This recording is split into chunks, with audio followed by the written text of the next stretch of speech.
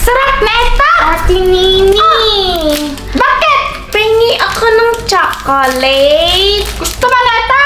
Yes! Di ka! Di!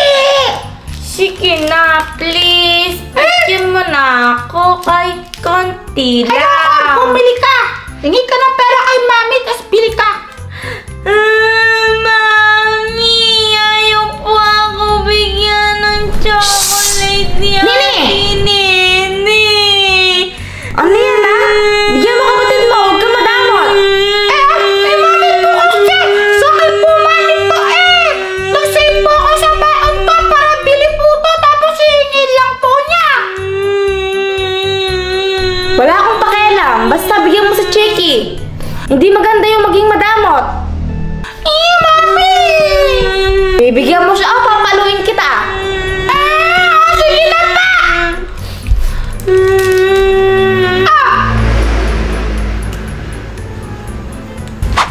Ate Nini, help mo ako sa assignment ko.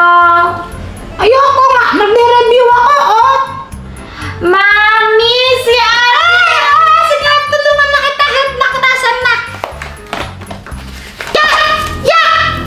Ay! Nabali yung kamay! Ate Nini, pairam ako ng Katnar mo. Ayoko nga! Ginagamit ko pa yung ano mong langaruin mo, yung dahil mo na ladybug! Ayoko. Gusto ko yung Katnar mo. Nag-ladybug ka na lang muna! Ginagamit ko pa Pairam muna ako. Mamaya na lang! Mami! Sige na, ito na! Yes! Oh, Chiki, pinatay mo ba yung electric fan sa kwarto niya sa taas? Ikaw yung huling gumamit nun. Ay, hindi po pala. Nakalimutan ko. Hay, patayin mo na.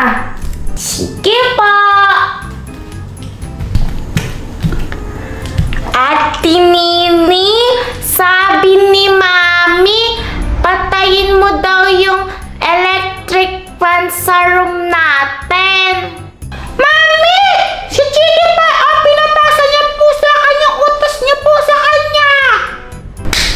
Chiki? Ay, sorry pa. Aray! Ay naku, ang kalat na naman.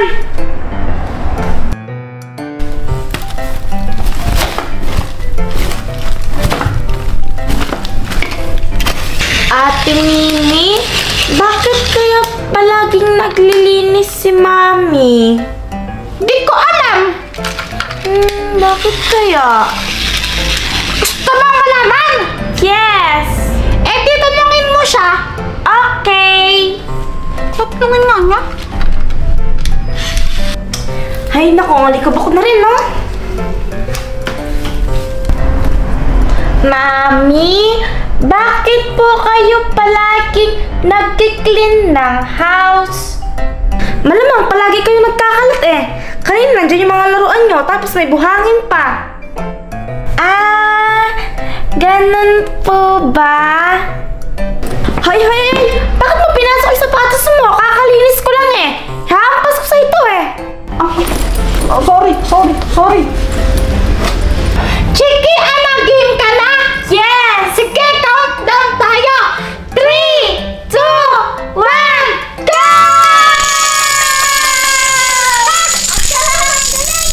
Ate Nini, ang galing talaga ng domino na!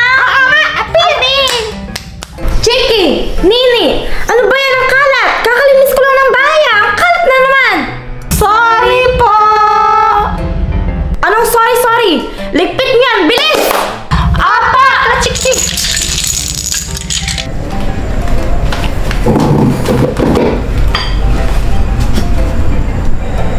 Daddy, pwede po magtanong? Ano yun mga anak?